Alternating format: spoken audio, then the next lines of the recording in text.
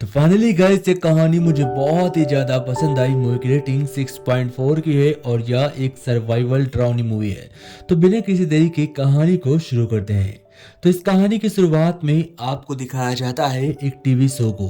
यह शो कोई ऐसा वैसा नहीं है, यह एक प्राइवेट शो है और इसे देखने के लिए दुनिया के बहुत बड़े वीआईपीस आते हैं। तो शो को स्टार्ट किया जाता है जिसमें कि हमें दिखाया जाता है एक बहुत ही अच्छी लड़की को किडनैप करके उसे एक बंद कमरे में रखा जाता है। अब ये लोग इसे टॉर्चर करेंगे और वीआईपी इस पर पैसा लगाएंगे। यानी कि यह एक बहुत ही खतरनाक गेम होने वाला था जो कि आपको देखने में बहुत ही ज्यादा मजा आएगा। कंफ्यूजन के लिए मैं आपका एक डाउट क्लियर करता हूँ क्योंकि हमें ये दिखाया जाएगा कि ये लड़की यहाँ पर किस तरीके से पहुंची, इसलिए हमें पास्ट की और प्रेजेंट की स्टोरी साथ साथ दिखाई जाएगी, इसलिए बिल्कुल भी कंफ्यूजन मत होइएगा। तो अब पास्ट में हमें दिखाया जाता है कि आखिर ये लड़की यहाँ तक पहुंची कैसे। तो आगे हम देखते हैं एग्नेस और उसके बॉयफ्रेंड बेंजामिन को, जो सुबह सुबह साथ में घूमने के लिए निकले होते हैं। और इसके बाद बेंजामिन एग्नेस से कहता है कि आज तुम दोनों शिफ्ट कर लो, मुझे कुछ काम है। यानी कि ये लोग एक छोटे से गैस स्टेशन पर काम करते थे। यहीं पर एक और लड़की को दिखाया जाता है और इसका नाम ब्लिंडा होता है। ब्लिंडा एग्नेस आज एक पूरा दिन और रात यहीं पर शिफ्ट करने वाली है और इनके बॉयफ्रेंड्स यहाँ पर नहीं होते। तो अब गैस स्टेशन को दिखाया जाता है। स्टेशन काफी ज्यादा खूबसूरत होता है और यहाँ पर बहुत सारे लोग फ्यूल बनाने के लिए आते हैं। लेकिन इन्हें नहीं पता था कि आज रात इनके साथ जो होने वाला है वो बहुत ही ज्यादा खौफनाक सीन में बदल जाएगा। तो रात होते ही सबसे पहले हमें एक छोटे से टूल को दिखाया जाता है जो अपनी जगह से अलग होता है। ब्रिंडा उसे उठा कर रखती है और तभी उसे पता चलता है कि कानी आज उसके पास नहीं आने वाला। ब्लिंडा कानी को कॉल करती है और कानी उसे कॉल पर कहता है कि अब मैं तुमसे बात नहीं करूंगा, जिसकी वजह से वो काफी ज्यादा नाराज होती है। वह जोर जोर से रोने लगती है। एग्नेस आकर उसे समझाती है और तभी यहाँ पर एक अजीब आदमी आता है जिसके पास एक बहुत ही बड़ी ट्रक होती है और ट्रक में बहुत ही खौफनाक चीजें थी। लेकिन वह बिना कुछ बोले यहाँ से निकल जाता है। फिर इसके बाद यहाँ पर दो और लोग आते हैं। वो अपनी गाड़ी में फ्यूल भरते हैं और उसके बाद अंदर आते हैं। अंदर आते ही जब वो लोग बहुत देर तक इस पूरे गैस स्टेशन यानी कि शॉप पर हर तरफ घूम रहे थे तो एग्नेस उन्हें जोर से बोलती है और कहती है, हे तुम दोनों यहाँ पर क्या कर रहे हो, तुम्हें यहाँ से जाना चाहिए। इसके बाद ये दोनों आदमी उसकी वीडियो रिकॉर्डिंग करने लगते हैं और कहते हैं, हमारा मन हम जब तक चाहेंगे यहाँ पर रुकेंगे, तुम्हें कोई दिक्कत है तो अपनी आंखें बंद कर लो। और अपने कैमरे से वो उस लड़की की वीडियो शूट करने लगते हैं। लड़की उसे धमकी देती है और कहती है कि अगर तुम यहाँ से नहीं गए तो मुझे फौरन पुलिस को कॉल करना होगा। इसलिए वो दोनों डर कर अपनी कार में बैठकर यहाँ से निकल जाते हैं। अब सीन शिफ्ट होता है वहीं यानी कि प्रेजेंट पे, जहाँ हमें दिखाया जाता है वो लड़की को जो उस बंद अंधेरे कमरे में बंद है और बुरी तरीके से चीख रही है। उसे कोई टॉर्चर कर रहा होता है। उसके बालों को पकड़कर कोई खींचता है और फिर उसके सामने एक आदमी आता है जो कि जोकर के भेष में था। वह आदमी उसे एक चेयर पर बांध देता है और फिर सीन को स्टॉप करके पास्ट में दिखाया जाता है जहां एग्नेस कंप्यूटर पर बैठकर काम कर रही होती है। अब एग्नेस को बाहर से किसी की चीखने की आवाज आती है। एग्नेस ब्लिंडा को बुलाकर बाहर देखने के लिए जाती है तो वहां पर कोई नहीं था, बस उसके सामान जो इधर उधर पड़े हुए थे वह उन्हें इकट्ठा करके बटोर कर किनारे रख देती है और फिर वापस स्टेशन के अंदर लौट आती है। तभी यहाँ पर कानी आ जाता है और ब्लिंडा कानी को देखकर काफी ज्यादा खुश होती है और वो उससे कहती है, ए तूने तो मना किया था कि तू यहाँ पर नहीं आएगा, तो तू यहाँ पर क्या कर रहा है। कानी कहता है, मुझे तेरी जरूरत है ब्लिंडा, मैं तुझसे मदद मांगने आया हूँ। ब्लिंडा उससे पूछती है कि आखिर तुम्हें क्या चाहिए, बताओ मुझे। वो कहता है, मुझे 1000 यूरोस चाहिए। यह सुनने के बाद ब्लिंडा उससे कहती है कि मेरे पास इतने पैसे नहीं है लेकिन मैं तुम्हें 200 दे सकती हूँ। कानी कहता है, इतने में मेरा भला नहीं होगा पर फिर भी मैं ले लेता हूँ। और इसके बाद वो यहाँ से निकल जाता है। फिर एग्नेस अपने बॉयफ्रेंड बेंजामिन को कॉल करती है और उससे मदद मांगती है। कहती है, रात बहुत हो चुकी है और यहाँ पर कुछ अजीब हो रहा है, तुम यहाँ पर फौरन पहुंचो। बेंजामिन ये सुनकर कॉल को कट करता है और कहता है, मैं ठीक है, जल्दी कोशिश करूंगा। और अब हमें दिखाया जाता है एक कार को जिसके अंदर वही दोनों आदमी थे जो यहाँ पर पहले आ चुके हैं। उनमें से एक आदमी उतरते ही सीधा स्टेशन के अंदर आता है और उससे कहता है कि तुमने मेरा यहाँ पर कार्ड देखा है। और तभी सीन को वहां रोक दिया जाता है और फिर प्रेजेंट में एग्नेस को एक चेयर से बांध दिया जाता है और अंदर एंट्री होती है एक अजीब खौफनाक आदमी की। उसके हाथ में बहुत सारी खतरनाक नुकीले हथियार थे जैसे कि पिंस और भी बहुत कुछ। अब एक एक करके वह उसके बालों को तोड़कर निकाल रहा होता है। तभी वह उसे एक मास्क पहना देता है। यह ऐसा क्यों करता है हमें नहीं पता। कहानी फिर से पास में शिफ्ट होती है। एग्नेस अपने हाथ में एक हथियार लेकर वेट कर रही थी इस अनजान आदमी के अंदर आने का। जैसे ही आदमी अंदर आता है वह उससे कहता है, या तुमने मेरा कोई कार्ड देखा है? क्या तुम मुझे बता सकती हो? एग्नेस उस अनजान आदमी से कहती है कि तुमने तो कैश दिया था, तो भला तुम्हारे पास कार्ड कहाँ से आ गया? तुमने यहाँ पर कोई कार्ड का यूज नहीं किया है। यह सुनने के बाद वो आदमी चुपचाप यहाँ से अपनी कार में बैठकर वापस लौट जाता है। लेकिन एक कमाल की बात थी, जब वो पहली बार यहाँ पर आया था तो इसमें दो आदमी थे, लेकिन जब वह लौट कर आया तो इसमें केवल एक आदमी था। एक कहाँ गया?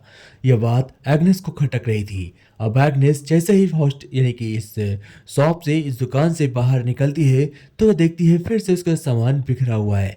जैसे कि स्टेशन पे जो टैंक रखे होते हैं वह अपनी अपनी जगह नहीं होते, वह उन्हें उठाकर फिर से इकट्ठा करती है और इस बार अंदर आती है। अंदर आते ही ब्लिंडा उससे कहती है कि सीसीटीवी कैमरे में देखो, कोई तो है जो वहां पर आग लगा रहा है। वह बहुत ही ज्यादा खतरनाक होगा, हम इसका सामना कैसे करेंगे?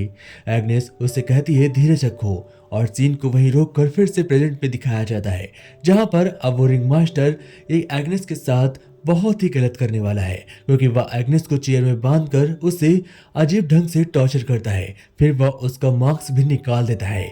मैक्स स्किन से चिपक चुका था, इसलिए जब वो छूटता है तो एग्नेस को बहुत ही दर्द होता है। वह जोर से चीखती है, बचाओ!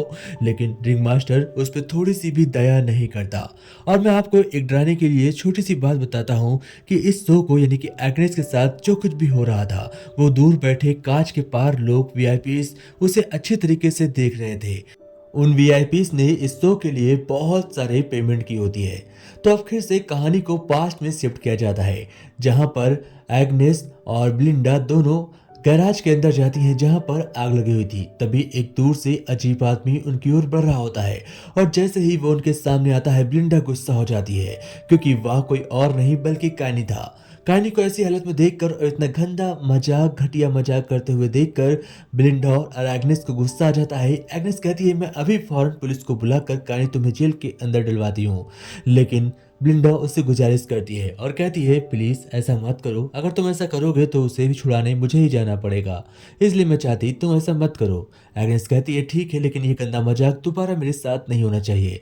कहानी फिर से प्रेजेंट में आती है और रिंग मास्टर एग्नेस के साथ अब कुछ और खतरनाक करने वाला था, जैसे कि उसके हाथों में स्टेपलर करना, उसके गालों में, उसके कान में, हर जगह स्टेपलर करना। वह अपने और भी खतरनाक हथियार को लेकर आता है, और इस बार वह बेंजामिन को भी अपने साथ लेकर आता है। वह एग्नेस से कहता है कि अपनी आंखों को खोलो और देखो मैं बेंजामिन के साथ क्या करता हूँ। कहते हैं, तुम्हारा बॉयफ्रेंड है? एग्नेस उससे कहती है, प्लीज ऐसा मत करो। लेकिन वो सबसे पहले तो बेंजामिन के हाथों में कट लगाता है और फिर उस कट पर पेट्रोल छिड़क कर उसमें आग लगा देता है। यह कहानी, यह सीन बहुत ही खतरनाक था, जिसे देखकर एग्नेस काफी ज्यादा डर जाती है। फिर वह उसे थोड़ा सा फ्यूल पिला भी देता है जबरन, और फिर उसके टांगों को काट कर देता है।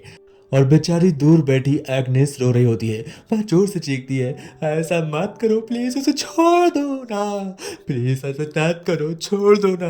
लेकिन रिंग मास्टर एक पल के लिए भी नहीं रुकता। वह अपनी ऑडियंस को खुश करना चाहता था, और कुछ देर बाद वह बेंजामिन को उल्टा लटका कर उसके पैरों को भी कट कर देता है।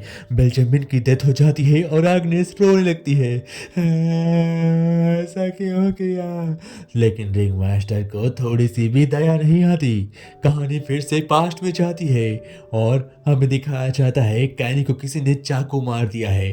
जैसे ही कैनी तड़पता हुआ इस स्टेशन के अंदर आता है, फिर से तुरंत फैरन एग्नेस बेंजामिन के पास कॉल करती है और 911 पर भी कॉल करती है। लेकिन यहाँ पर 911 आने में काफी समय लगाने वाली थी, लेकिन बेंजामिन पहुंच जाता है। फिर हम रिंग मास्टर को देखते हैं। रिंग मास्टर बेंजामिन की बॉडी को किनारे करता है और एग्नेस को फिर उसके सामने ब्लिंडा को लेकर आता है और एग्नेस से कहता है, अब देख मैं तेरे साथ क्या करता हूँ। वह ब्लिंडा से कहता है कि अगर तुझे जिंदा रहना है तो जैसा मैं बोलता हूँ तू वैसा ही करेगी। ब्लिंडा कहती है, मुझे क्या करना होगा? तो वह उसे एक स्टेपलर पिन देता है और कहता है, इसकी आंखों में स्टेपलर कर दो। ये सुनते ही ब्लिंडा ऐसा करने से इनकार कर देती है। तो उसके पास एक गर्म जलता हुआ सरिया होता है, वह उसे ब्लिंडा को छुआ देता है और ब्लिंडा दर्द में पागल हो जाती है। अब उसे मजबूरन एग्नेस के साथ वो सब कुछ कर रहा होगा जो रिंग मास्टर चाहता है। और इसी बीच हमें बाकी वीआईपीज को दिखाया जाता है जो शीशे के उस पार बैठकर ये सारे गेम्स को देख रहे थे। उन्हें बहुत ही ज्यादा मजा आ रहा था। लेकिन क्या आपको मजा आ रहा है मेरी ऑडियंस? ध्यान से सुनो, अब आगे क्या होता है। तो हमें दिखाया जाता है कि रिंग मास्टर सबसे पहले एग्नेस को कुर्सी पर बैठाता है और उसके मुंह में एक रॉड लगा देता है और उसके बाद उसके साथ बिलिंडा टॉर्चर करना शुरू कर देती है।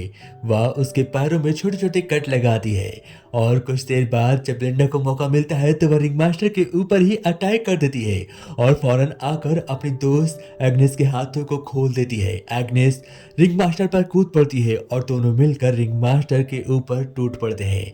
इन सब की वजह से ऑडियंस काफी ज्यादा बोर हो जाती है और उसे वो सब देखने को नहीं मिलता जिसका वो इंतजार कर रहे थे। इसीलिए ऑडियंस यहाँ से निकल जाती है। लेकिन रिंग मास्टर बेचारा वहां पर मारा जाता है।